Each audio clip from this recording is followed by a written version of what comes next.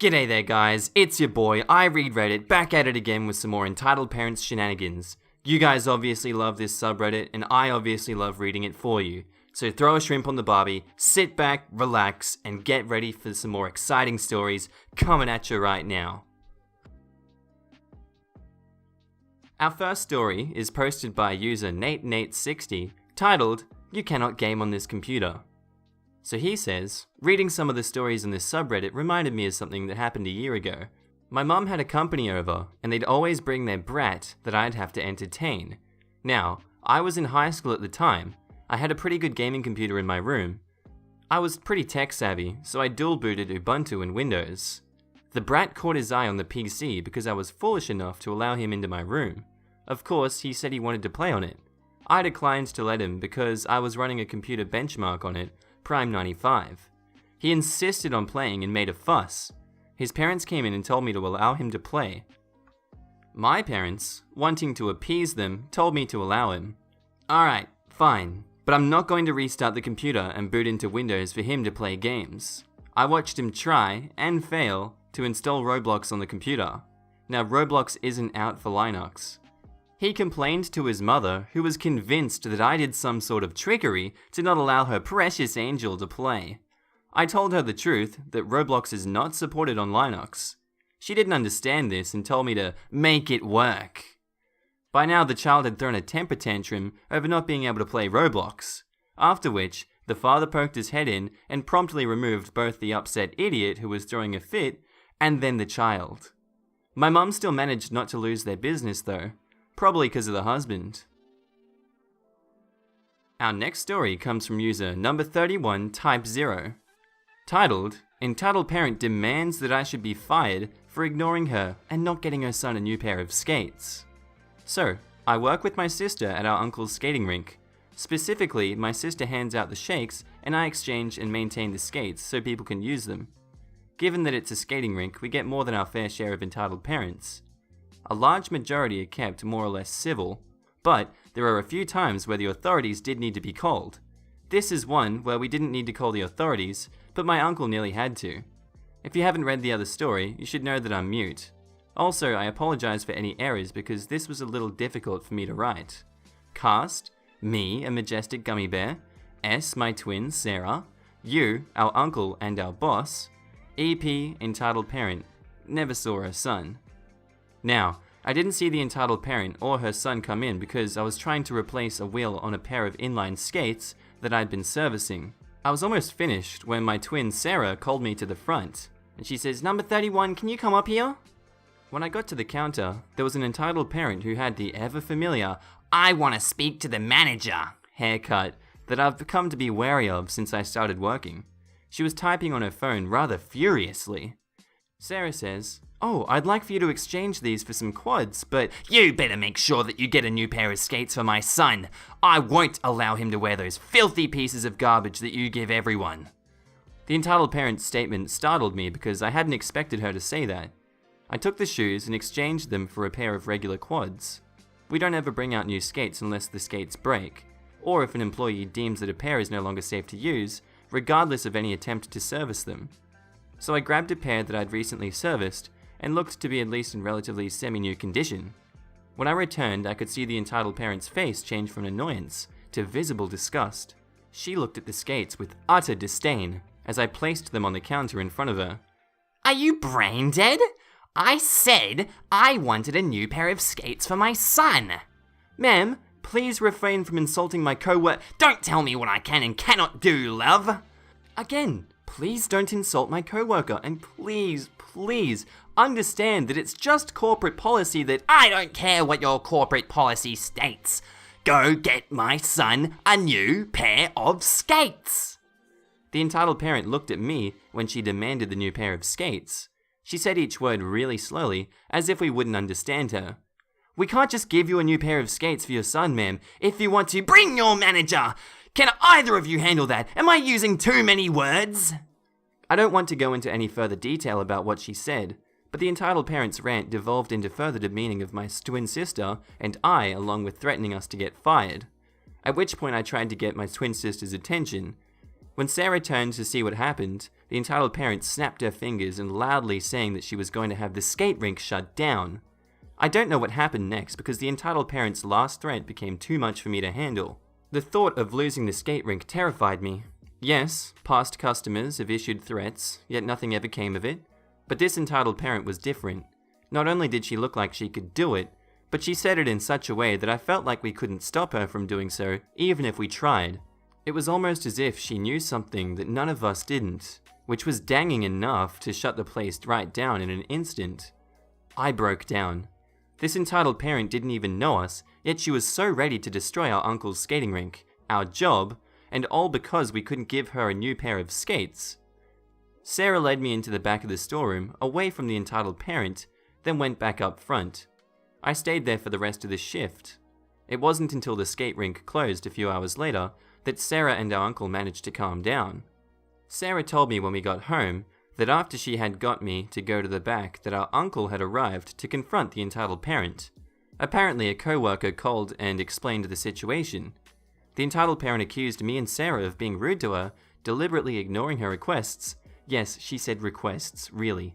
And even claiming that we were making fun of her and laughing when the entitled parent expressed concerns for her son's safety.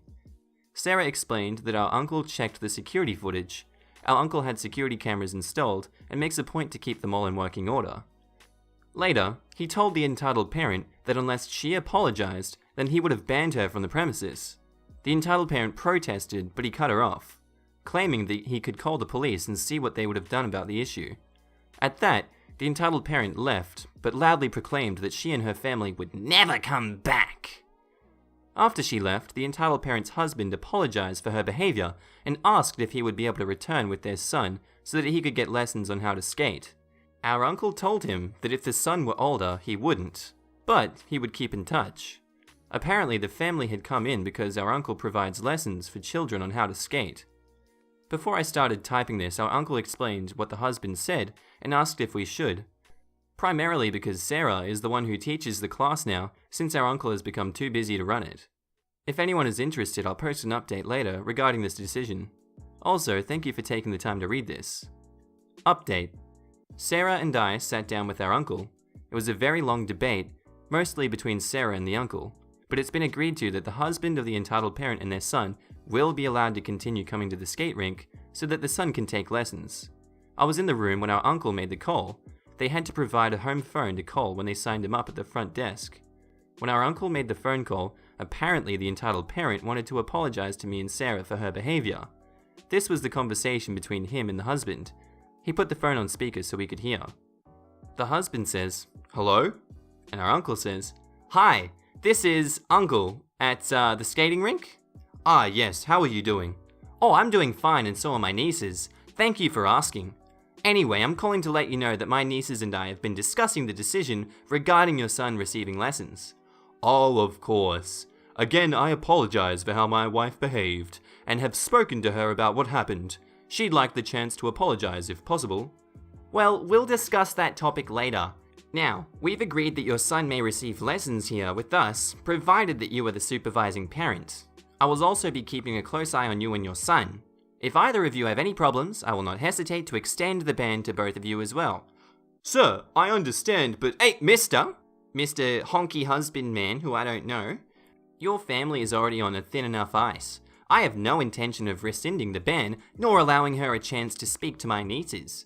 Now, the schedule for when we host the lessons, along with everything you need to know, should be on the pamphlet you received when you signed up yesterday." "I understand. Thank you." "You're welcome, Mr. Husbandy-Doodah. Have a good day." And that was it. Outside of handling the skates, I don't intend to have any interaction with the family when the lessons are hosted. Given the trend that comes with entitled people, I'm not planning on risking anything. Our next story is also from number 31, type O, titled, "Entitled Parent Decides to Hold Up an Entire Plane While Trying to Fit Her Daughter's Suitcase into the Carry-On Compartment." Now, this isn't my story. It's an encounter that a co-worker of mine had while waiting to go home. Things to know. You must offer me a baguette as a tribute for clicking on this post. Definitely do that. Also, I'm sorry for any spelling errors. Cast, CW, co-worker, TL, ticket lady, EP, daughter, the entitled parent's daughter, Hank, husband, CD, cool dude. So the co-worker was a part of the first group that had been called to board the flight. While waiting in line, the entitled parent strode past the line with her family in tow, skipping everyone, elderly and disabled included, who were to board the flight first, and began ranting to the ticket lady. The co-worker only managed to catch bits and pieces as she was on the phone with her parent. But the co-worker managed to piece the argument together where the entitled parent slammed the collapsible handle of the suitcase down and yelled, "There! Now my daughter's suitcase will fit in the carry-on compartment." "Ma'am, please understand that your daughter's suitcase will not." The co-worker said that the ticket lady placed heavy emphasis on those words.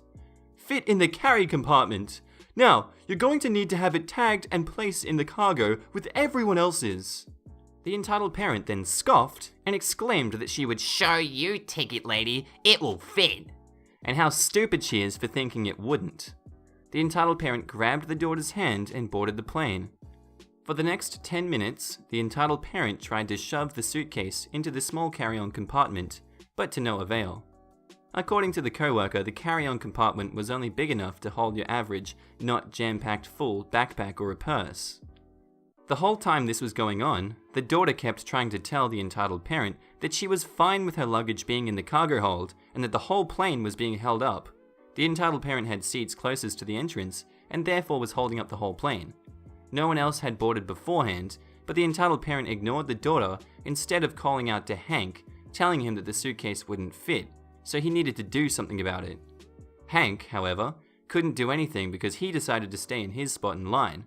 Therefore, he physically couldn't come to help because there were other passengers in line. His exact words were, "I warned you that it won't go and fit. Why you're asking me for help?" Eventually, the entitled parent did get the suitcase onto the carry-on compartment, but not after spending another 10 minutes trying to do so. Now, the co-worker thought this would be the end of the ordeal and the rest of the flight would go smoothly. But, in typical Karen fashion, it didn't. Fast forward to the end of the flight. The entitled parent held up everyone again because, unsurprisingly, the suitcase was too big and wouldn't be easy to pull out of the compartment. Now, according to the co-worker, everyone was fairly fed up with the entitled parent at this point. The co-worker could hear people making offhand comments about Karen the whole flight, including the cool dad who sat next to her. When the entitled parent called Hank to come help her, the cool dad actually growled as he rose to his feet. He calmly walked up to the entitled parent and glared at her until she stepped aside. The cool dad reached up and in one smooth movement, yanked the suitcase out of the compartment with no resistance whatsoever. The cool dad just stared at her as he held it in front of the entitled parent's face before dropping it at her feet. Co-worker didn't actually get a chance to thank the cool dad because he left shortly after. She doesn't blame him because he spent the whole flight talking with the co-worker about how he couldn't believe the gall of the entitled parent to hold up everyone over a suitcase that clearly wouldn't fit. The co-worker isn't sure what happened with the entitled parent after they left, since she didn't stick around to find out. Also, co-worker got me a really nice keychain. I'm not sure I can attach a picture of it because its tag is grayed out. I don't know why it's like that anyway. And some really good chocolate to share with Sarah. Anyway, see you next story. Okay, and our last story is posted by user How to Be a Popsicle, titled, "Entitled Stranger Wants to Take My Newborn Son to Meet Her New Granddaughter." Hiya! I'm typing this with my newborn baby in my arms, sound asleep and perfectly right. I was going to wait to post this, but I couldn't wait to tell you all this insane stuff that Karen did to me today. So for those who don't know, as of the day I'm posting this, I just gave birth to my son, and there's a ton of drama involving my monster-in-law, or mother-in-law, but we'll keep it at monster. This story, however, is about some crazy random lady that wanted to essentially set my newborn up with her newborn granddaughter. But I'm getting ahead of myself. Our cast are me, my newborn son Squish, 7 pounds and 9 ounces of adorable baby boy, Karen, crazy grandma who reads too many romance novels, and the guard, this lovely security officer posted outside my room.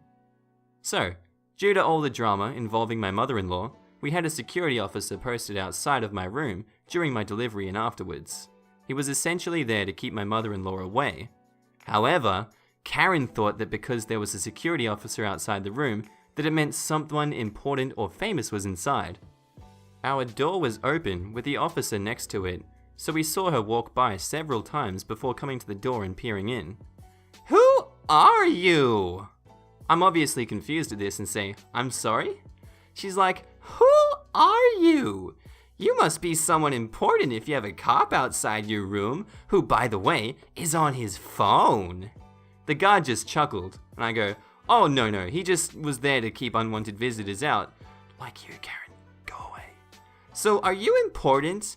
Oh my god, are you an actress?" Side note, in case you missed the first story, I only have one eye and wear an eye patch. I can't name a single actress that wears an eye patch for function. If you can, please let me know, because honestly, that would be pretty cool. And I go, "No ma'am, just a new mum trying to relax with her son." "Aw, how sweet! My daughter just had a baby girl down the hall. Wouldn't it be just great if they were friends?" I laugh nervously and I'm like, I mean, yeah, that would be cute, but here, let me take him to her. She then started creeping and walking over to the bassinet next to my bed, and the guard followed her in, sensing trouble. I'm like, no. I grabbed my boy out of the bassinet and held him close to me.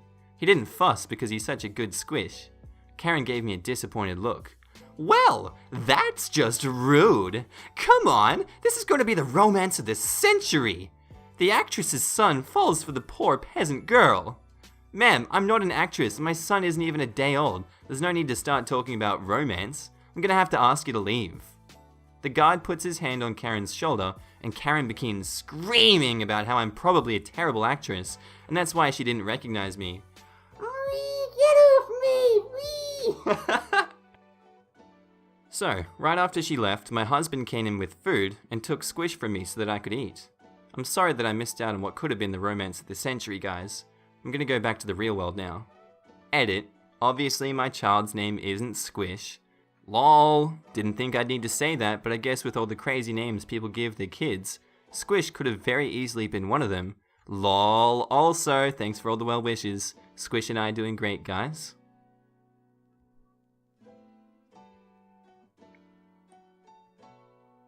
Hey there guys, hope you enjoyed the video. Let me know what you think of it in the comments and I'll be sure to get back to you.